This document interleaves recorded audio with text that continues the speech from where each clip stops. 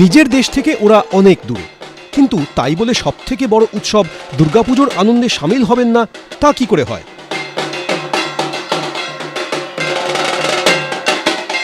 বিদেশের মাটিতেও পুজোর আনন্দে গা ভাসিয়েছিলেন এই প্রবাসী বাঙালিরা।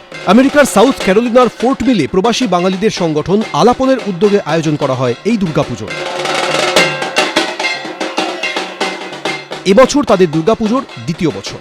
জমজমাট এই দুর্গোৎসবে শরিক হয়েছিল প্রায় ২৫০ পরিবার। একেবারে বাড়ির পুজোর মতো নিজে হাতে সমস্ত আয়োজন করেন তারা। মাতৃ আরাধনায় পৌরোহিত্যের ভারও ছিল নারী শক্তির হাতে। বাঙালিদের পাশাপাশি বহু অবাঙালি এবং মার্কিন পরিবারও মহোৎসবে অংশ নেয়। প্রবাসের এই পুজোতেও ছিল থিমের বৈচিত্র্য। আমেরিকার মাটিতে থিম হিসেবে উঠে আসে বাংলার তাঁত শিল্প। গামছা, হাতপাখা, তাঁতের শাড়ি দিয়ে সেজে ওঠে মণ্ডপ। প্রকাশিত হয় পুজোর থিম সং। পুজোর পাশাপাশি ৩ দিন ধরে চলে সাংস্কৃতিক অনুষ্ঠান। গান, নাচ, আবৃত্তি, অভিনয়ে অংশ দেন ছোট থেকে বড় সকলে। আলাপন নামে বাঙালিদের এই সংগঠনের তরফে প্রতি বছর একটি পূজাবার্ষিকী পত্রিকাও প্রকাশ করা হয়। দেশ থেকে বহু দূরে থেকেও এভাবেই পুজোর হাত ধরে শিকড়ে ফেরার টান অনুভব করেন সাউথ ক্যারোলিনার প্রবাসী বাঙালিরা।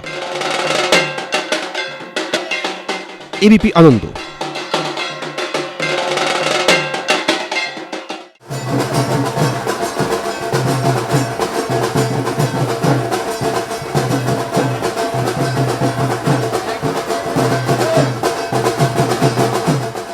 সর্বস্তরে সরকারি তানাশাই এই অবস্থার পরিবর্তনের স্বার্থে পরিবর্তন যাত্রার ডাক দিয়েছে। পুজোর অন্যতম উদ্যোক্তা বিজেপি কাউন্সিলর সজল ঘোষ।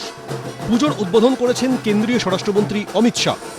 সেই সন্তোষ মিত্র স্কোয়ারের পুজো নিয়ে এতদিন ধরে চলেছে বিস্তর টানাপোড়েন। শনিবার সেই পুজোর প্রতিমা বিসর্জনও হয়ে উঠল কার্যত তৃণমূলের বিরুদ্ধে বিজেপির আক্রমণ শানানোর মঞ্চ। ভগবান রামচন্দ্র রাবণকে বধ করার জন্য এই দুর্গাপুজো করেছিলেন শরৎকালে, যেটাকে অকাল বোধন নামে পরিচিত।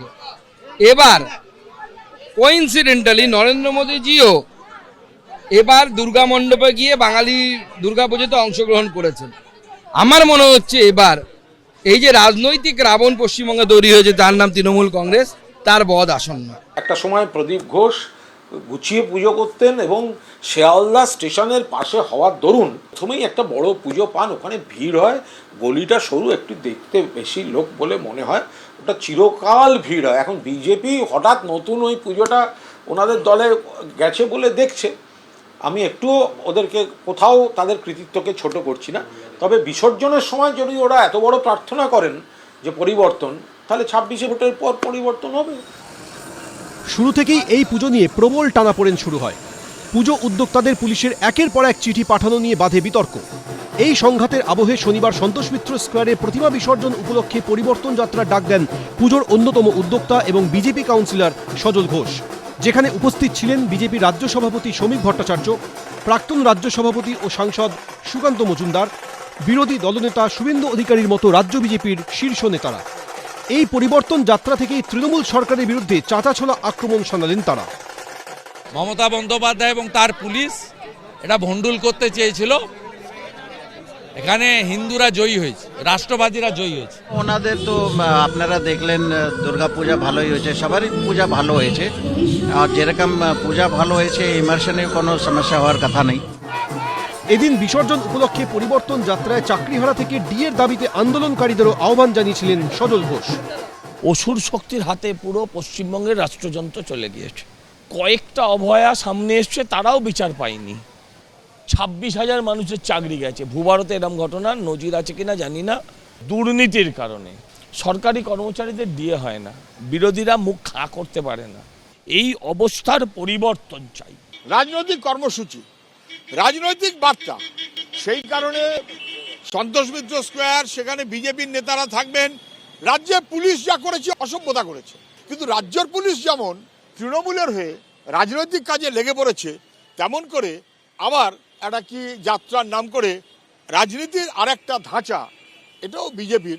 এটা পারস্পরিক, তৃণমূল যা করে আপনি বুঝবেন একই কাজ বিজেপি করে। শনিবার বরণ ও সিঁদুর খেলা শেষে সন্ধ্যে ৭টা নাগাদ মণ্ডপ থেকে বের করা হয় মায়ের মূর্তি। এবার মাতৃ প্রতিমা বের করা হচ্ছে। সেই প্রতিমা বের করার জন্য সব রকমের সাবধানতা অবলম্বন করা হচ্ছে। গাড়ি এগিয়ে নিয়ে যাওয়া হচ্ছে, একদিকে মাতৃ প্রতিমা নিয়ে আসা হচ্ছে এবং এভাবেই কিন্তু প্রতিমা নিরঞ্জনের জন্য তারা বের হচ্ছেন। যে যাত্রাকে তারা বলছেন পরিবর্তন যাত্রা।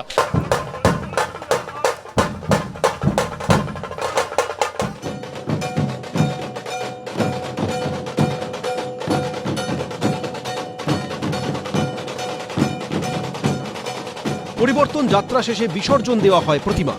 শিবাশিস মৌলিক, অনির্বাণ বিশ্বাস, সৌমিত্র রায়, এবিপি আনন্দ, কলকাতা।